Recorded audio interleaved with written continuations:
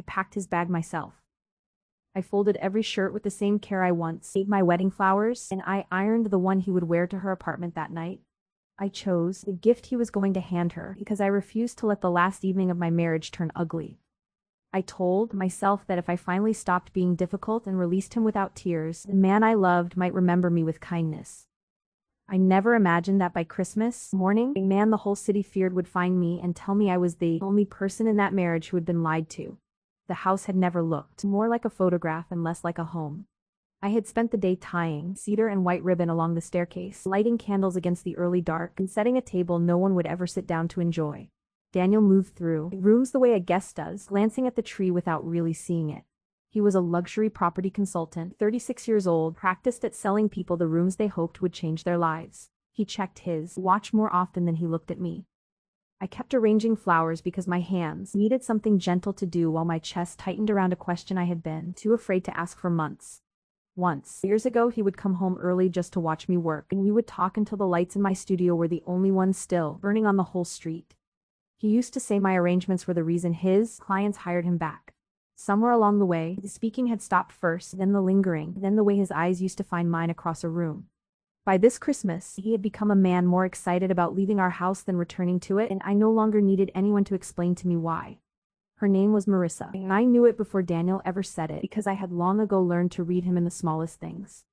The angle at which he turned his phone away from me, the new cologne he never mentioned, the particular softening of his face whenever a certain number lit up the screen. She was an interior stylist who had staged 2 of his listings that spring, and by summer she had walked into a place I could not follow. I had pretended not to notice, because noticing would have forced me to do something about it. I had built my name-turning ballrooms and winter weddings into rooms people never forgot, yet the one thing I could not arrange into beauty was my own marriage. I did not hate her, and that surprised me. Some nights I even pitied her, because she was building a future on the same borrowed certainty I had once called hope. I envied her only because she still seemed to make Daniel want to try. What I could not forgive was the pretending, the careful way he kept both of us suspended while he decided which future felt easier. He had turned our marriage into a hallway where he could stand forever, and I had made myself small to fit the space he left behind. Standing beside the tree I had decorated alone, I finally understood that I was the one still holding the door. I was simply exhausted from holding it open for a man who kept one foot outside, waiting for me to notice and finally close it on him. His phone buzzed on the kitchen island. Daniel reached for it before I could, and for half a second his face did that softening thing again. He turned the screen away and slid it into his pocket. I had already seen enough of the words glowing there. "I'll be home at 7. The message was not from me, and the reply he wanted to send was already written all over his face. I watched him decide on a lie, dismiss it as too much effort, and settle for silence instead. That was the exact moment when something inside me went very, very quiet. Instead of accusing him, I poured 2 cups of tea and set one in front of him. He looked surprised, then wary, the way a man does when gentleness arrives where an argument should have been. "Daniel," I said, "what do you actually want?" He opened his mouth and closed it again. I could see a full sentence move behind his eyes and then shrink into nothing. He looked at his tea the way he looked at our marriage now, unable to drink it and unwilling to set it down. His silence was the answer. I had spent 8 years translating every version of it, reading patience into distraction and hope into absence, but this time I let it mean exactly what it meant. He did not want to be the one who ended things, so he had simply waited for me to stop asking. That was the cruelest thing he ever did to me in the end. Not falling out of love, but forcing me to name what he already knew so that I would carry the guilt of having said it first. I remembered it, and the way certain memories surface all at once. One evening the previous autumn, I had heard him on the phone in his study, his voice low and easy. "Evelyn will understand," he had said to whoever was listening. "She always understands." He had spoken it the way a man speaks of a loyal employee, not a wife. I had stood in the hall with a cup of coffee going, cold in my hand, and told myself that understanding was a virtue. I had not yet realized I was being praised for accepting less, the way you praise a dog for lying down. My best ideas had a way of becoming his in other rooms, while the wife herself was encouraged to stay quiet and decorative. So I did the only dignified thing left. I walked to our bedroom, took his leather suitcase from the top shelf, and began to pack his bag myself. I folded his shirts flat and neat, choosing the ones that made him look strongest, the ones she would likely notice. I packed his toiletries into a small pouch and laid his charging cable exactly where I knew he would reach for it in the morning. If he was going to leave me, he would not have to struggle with the leaving. Then I took out the shirt he would wear to her. It was deep blue, the one I had bought for his last birthday, and I ironed it slowly while he stood in the doorway watching me. Steam rose between us like a held breath, and neither of us spoke. I pressed the collar flat and folded the cuffs with the care of someone preparing a man for a celebration rather than a funeral. Some quiet part of me understood that I was doing both at once and had been for a long time. Last, I chose the gift. It felt absurd and necessary in equal measure. A small candle in a linen box, scented with winter fig, elegant enough to prove I knew her taste. I wrapped it myself and set it on top of his folded clothes, then closed the suitcase with a click that sounded final. If this was the night I let my husband go, I refused to let it be remembered as the night I became small and bitter. Let her open it and think nothing of me. Let my exit stay as graceful as the flowers I had built my life from. Go to her, I said. The words left me clear and steady, almost as if someone else had spoken them. Daniel froze with one hand on the door, his suitcase gathered, his coat half on.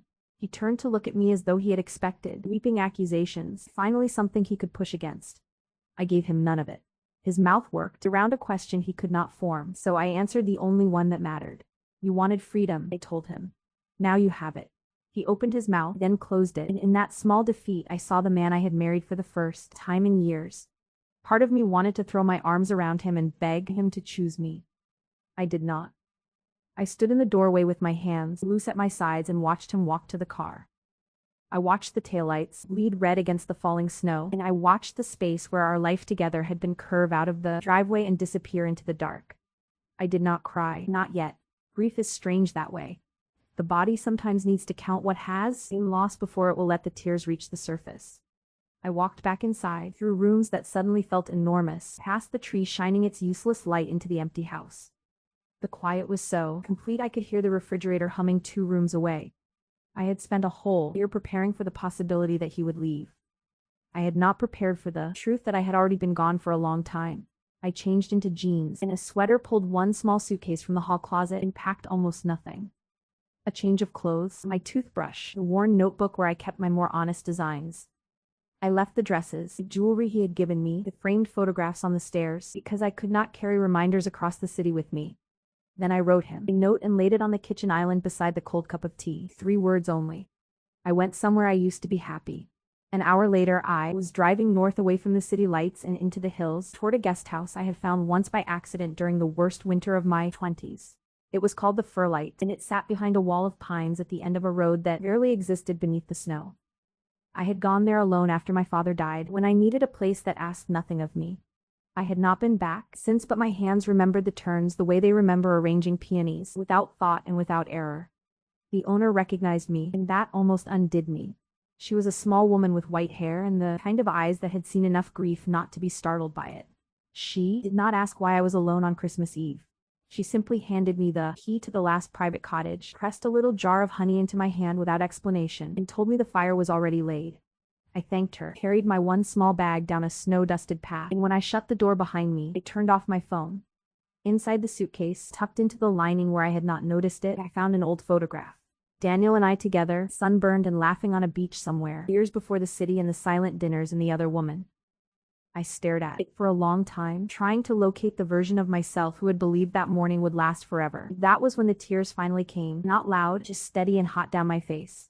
I had been pretending for so long that even my grief had learned to be quiet. I must have slept because I woke to the sound of an engine. Heavy and hurried, the slow crunch of tires on packed snow. My first thought was Daniel, and the feeling that swept through me was not hope but dread. I sat up in the cold dark, gathered the throw around my shoulders, and listened as one car door and then another closed with the tidy finality of people accustomed to arriving where they were not expected. Footsteps crossed the porch, and somebody knocked once, with patient certainty. The man at the door was not my husband. He stood very still against the white morning, with snow dusting the shoulders of a black coat that fit him like a warning. Dark hair, dark eyes, the kind of face that gave nothing away and asked for everything. At his back, near the road, 2 more men waited beside a black car, and neither of them seemed to feel the cold. I knew who he was before. He spoke the way people in my husband's world always did. Adrian Valenti, 39, owner on paper of a discreet international hospitality and investment group, and, in private, so much more. The man the city did not refuse. How did you find me? I asked. My voice came out small, but it did not shake. Adrian regarded me for a long moment, and I had the strangest sense that he was not deciding whether I deserved an answer but whether I was ready for it. I found you, he said, because your husband is not the reason I came. The sentence settled between us like a stone dropped into still water. I waited. He did not rush to fill the silence, and somehow his patience frightened me more than a threat ever would have. Then why are you here? I asked. He glanced once toward the cottage, as if checking that we were truly alone, then looked back at me with something I could not name in his eyes. Resolve, perhaps, or pity held tightly in check. Because you are about to be told a story, he said, and you deserve to hear it from someone who has no reason to lie to you. I invited him inside not because I trusted him, but because after a year of my husband's careful half-truths, the directness of a dangerous man felt almost like mercy. We sat across from each other in the small sitting room while the fire I had not yet lit lay dead in the grate. Adrian did not try to charm me. He simply said, "You sent him to her because you thought she was the problem." My pulse jumped. She wasn't. I stared at him, caught somewhere between fury and fear. "You don't know anything about my marriage." "I know what your husband has been hiding from you for months," he said evenly, "and I know that if you go back believing the other woman is the whole truth, you will walk directly into a trap he set for you." He did not overwhelm me all at once, and I learned later that this restraint was deliberate. Instead, he told me one thing only. Daniel had been working with a legitimate investment arm of Adrian's group on a boutique hotel development called the Meridian House, and in recent weeks an end-of-year audit had surfaced something inconsistent. A personal guarantee secured against more than Daniel had ever mentioned to anyone. Against our home and against my studio. The words arrived quietly, and they rearranged the entire floor beneath me. "I signed nothing," I said. My voice was harder now. "I never signed a guarantee. I have never even seen those documents." Adrian's expression did not change, and it was that absence of surprise which told me he had already suspected as much. "I know," he said. "That is what I need you to verify yourself, because I will not be one more man telling you what your own life means." He slid a thin folder across the table. Inside it was a copy of a signature that was almost mine. Almost, but not quite. I knew my own hand the way I knew my own breath, but I did not argue with him. I got my laptop from my bag and opened it despite the cold, then pulled up the studio's booking calendar. The date on the guarantee matched the day of the Wexford wedding, the largest installation I had done all year. I had been on a ladder at 4 in the morning with lilies in my hair. I had not signed anything. Piece by piece I cross-checked, and with every confirmation the same cold realization tightened around me. My husband had used my name and my business to borrow against a lie. My phone was still off, but the cottage landline rang as if on cue, and I knew before the owner's voice asked that it would not be for me. It was Daniel. Later I understood how he had found me. The location ping a shared account, one more thread tying me to a man who kept more of me than he had any right to. His voice on the line was sharp with the particular anger that someone interrupted. "Where the hell are you?" he demanded. "It's Christmas morning. Come home." I closed my eyes and heard, for the first time, how little of it was worry. "You wanted freedom," I said again, and this time the words came from somewhere deeper, a place that had finally stopped negotiating. "You have it now. Don't call me until you are ready to tell me the truth about everything, and not just about her." There was a long silence on the line, and in it I could feel him recalculating, because that was what Daniel did. He did not ask what I meant, and he did not deny it. He simply said he would come and get me, as though I were a package left behind. I hung up, and my hand, I noticed, was completely steady. For 8 years that hand had smoothed things over for him. Now, it simply held its own weight. "He will come here," Adrian said quietly. He was not asking. "Give me an hour," I told him, "and I will be gone. This is not your problem." For the first time, something almost like humor crossed his face. "It became my problem the moment your signature appeared on documents attached to my company." He paused. "And it became my responsibility the moment I watched a man take credit for your mind in a room full of people who would never know it was yours." I went very still. "What are you talking about?" he told me then. 6 months earlier, at dinner where the Meridian House terms were being finalized, Daniel had waved away a design problem as trivial, then repeated almost word for word an idea I had sketched at our kitchen table. The planting plan. The chandelier of dried branches. The winter palette. Everyone in that room assumed the idea was his. Adrian had known better because he had seen the original in my studio portfolio. He had said nothing. It was not his marriage, she explained. A man who would not defend his own wife's work had already revealed everything worth knowing. That was how Adrian Valenti had come to notice me, long before Christmas and without a trace of romance. Not as a woman waiting to be rescued, but as a designer whose instincts he had trusted enough to remember while other people were busy stealing them. I sat with that for a moment, the strangeness of being seen by a stranger while remaining invisible to my own husband. Then I asked the question that had been circling since he knocked. Who are you? Really? Not the investor. Not the man in the papers. He held my gaze. Someone your husband was very careful to keep away from you. He told me the truth about himself without drama and without apology. The hospitality group and the investments were real, and so were the less public parts of his life. The reputation that made men lower their voices. The family he had inherited and spent a decade trying to make cleaner. I did not run from it the way I might have a week earlier, because fear is a strange thing. It had been my husband's gentleness that had lied to me for a year. All Adrian had done so far was tell me the truth at dawn, and I decided that honesty from a dangerous man suited me better. Why do you care whether I know any of this? I asked. It was the question that mattered most to me, more than the money. Adrian looked into the cold fireplace for a long moment. Because Daniel is not just trying to leave you, he said. He is trying to build a new life out of everything you built, and he is counting on you to quietly absorb the cost, the way you have quietly absorbed everything else. He turned back to me. The other woman is not the end of this story. She is only the part he let me see. That was when he showed me the rest, and I asked him to, so it was not him overwhelming me but me demanding the whole wound at once. The guarantee was only the surface. Daniel had inflated his consulting fees on the project and routed some of the money into a private account. He had been restructuring to remortgage our home at a lower rate behind my back. And folded among the financial pages was a draft lease for an apartment across the river, a 2-bedroom with a balcony in a neighborhood close to Marissa's studio. A future. Ours was only the collateral. The final betrayal was not some new secret at all. It was the slow realization that Marissa was only one symptom of a much older disease. Daniel had stopped treating me like an equal long before he ever stopped wanting me. He had used my judgment when it made him look clever and dismissed it when it made me look competent. He had borrowed against my life while letting me believe I was the one who had failed the marriage. The other woman was not the reason we ended. She was simply the proof that it had already been broken for years. The cruel part, I realized, was that Marissa did not know the full truth either. I had seen it once, on her face months ago, the soft certainty of a woman who believes she has simply fallen for a man whose marriage is already finished. She believed Daniel had emotionally ended things with me, that he was on the verge of building a future with her. He had let her believe it the same way he had let me believe there was still something to save. It made the betrayal complicated rather than simple. He had fed us both the same half-truth, and each of us had built a different life on it. I did not cry this time. I broke in a different way, quietly and cleanly, like ice giving way all at once beneath the snow. For a year I had asked myself the wrong question. Why didn't he choose me, as if his rejection were the whole measure of my worth? Sitting there in that cottage with the truth laid out in paper across my lap, I finally found the harder one. Why did I spend so long, I said half to myself, trying to become someone worth choosing? Adrian did not answer. He let the question stand in the room, and in that open space something in me turned. That is the thing about the truth. It does not rescue you gently. It strips away every story you told yourself in order to survive, and for a while you are left with nothing but the cold. I sat there, shivering, not from the winter air but from the scale of what my husband had done, and for the first time in years I allowed myself to be angry. Not the hot anger I had swallowed down at dinner parties and boardrooms, but something cleaner and more useful. I looked at the papers and understood they were not just documents. They were my freedom, if I had the nerve to pick them up. What do you want to do? Adrian asked. It was the first time any powerful man had asked me that about my own life. You do not have to decide now, he went on.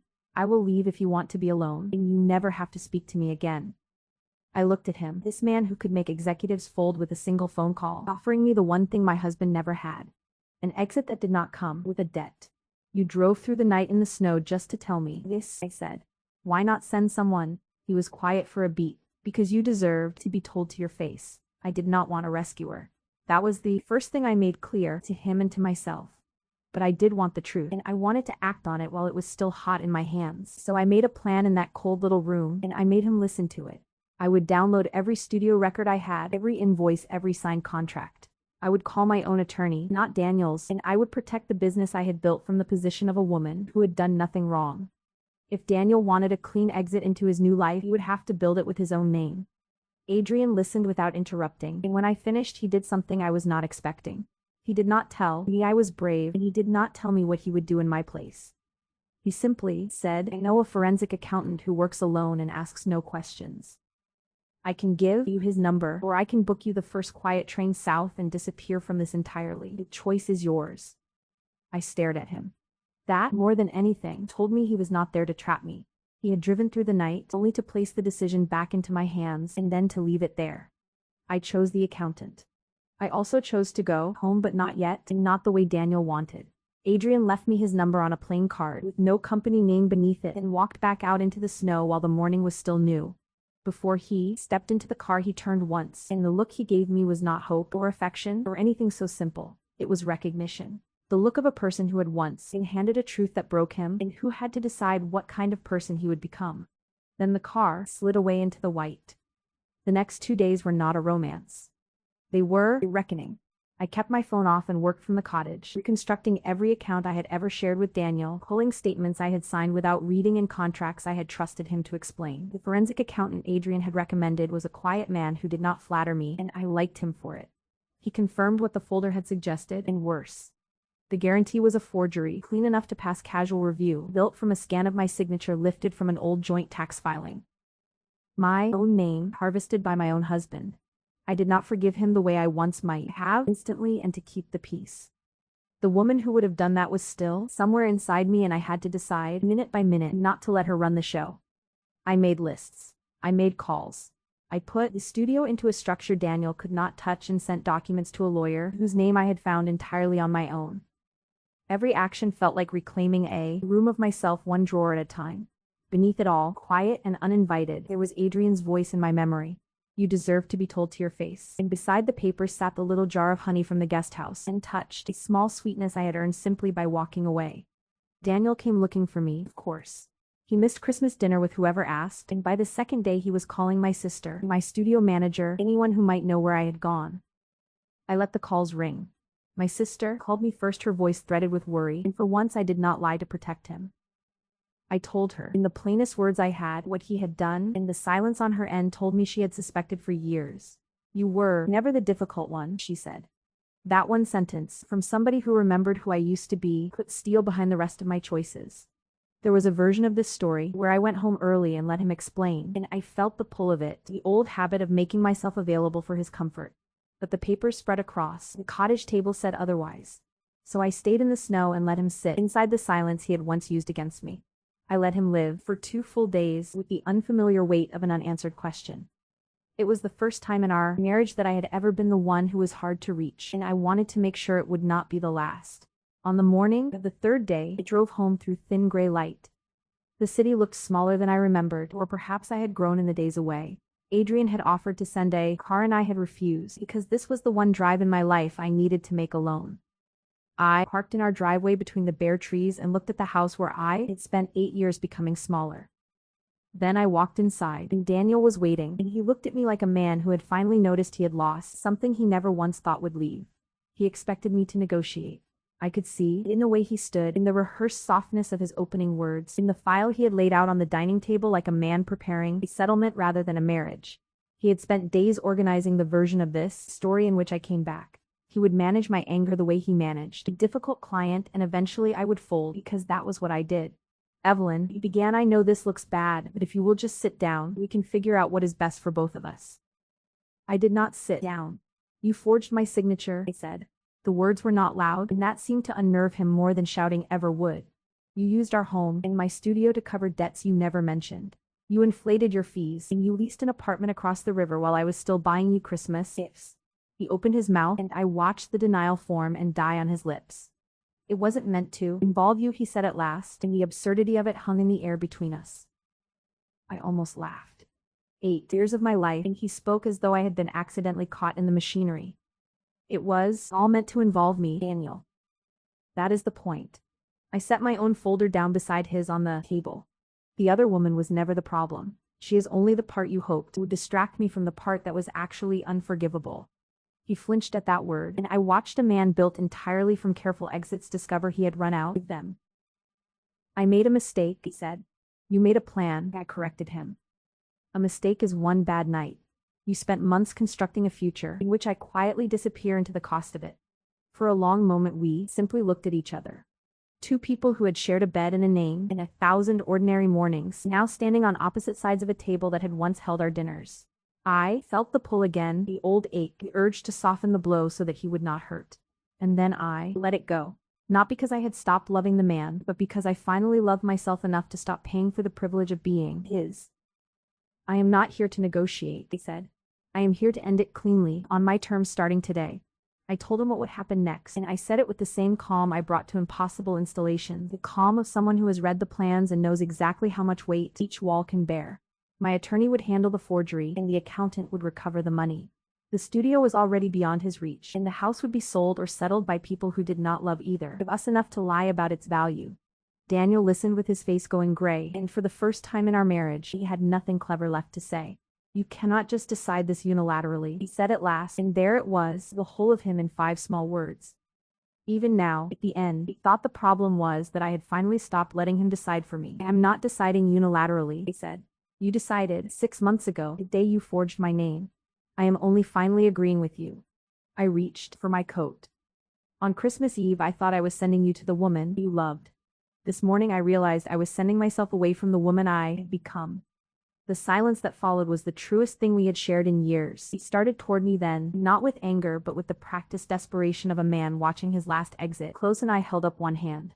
Don't, he said, and he stopped the way people do when they realize there is no version of his story left that they still control. I am not asking you to choose me anymore, Daniel. I am informing you that the choice no longer belongs to you. Somewhere behind, fear in his eyes, I thought I caught the first flicker of understanding. The woman standing in his dining room was not the wife who waits. She was the woman who leaves on her own feet. I walked out of the house without looking back at the tree or the photographs or the staircase where I had once hung cedar and hope. Outside, the afternoon had gone silver, and I stood for a moment on the porch breathing air that felt, for the first time in years, as though it belonged to me. I had not called Adrian, and I had told myself I did not want him to wait. But his car was there at the curb anyway, not blocking the drive and not demanding anything. Only present, the way he had promised he would be. Whether to approach it or not was entirely mine to decide. Later he would tell me he had not known I would come out that afternoon, that he had simply wanted to be nearby in case I needed a witness or a ride. I believed him, because Adrian Valenti never performed a false kindness at me, and because a man who wanted to control me would have walked up to the porch and taken my arm. Instead, he stayed in the car with the engine running, and his hands on the wheel, waiting. Not for me to fall into his arms, but for me to decide. I stood there in the cold and understood what that black car represented. A door I could open without losing the woman I had just found. I walked toward him slowly, not because I needed another man to replace Daniel, and not because I had been rescued. I walked toward him because he was the first powerful man in my life who had ever seen my vulnerability and refused to use it against me. He had told me the truth when silence would have been easier. He had handed me my own life back and then stepped away from it. If this was love, or only the beginning of it, I wanted to learn it beside someone who had already shown me what honesty looked like. He lowered the window when I reached him, and for a moment neither of us said anything. I am not coming with you, because I need saving, I told him. I do not want to be saved. One corner of his mouth moved that almost smile I had come to recognize in the cold. Good, he said. I never learned how to save people. I only learned how to wait for them to save themselves and then to stay. You should not have had to understand everything alone. The words settled over me like a coat I had been cold without for years. I looked back once at the house, then opened the door and got into the car, not as a wounded wife, but as a woman who had finally chosen her own future. This time, she had chosen the kind of love that never once asked her to disappear in order to earn it.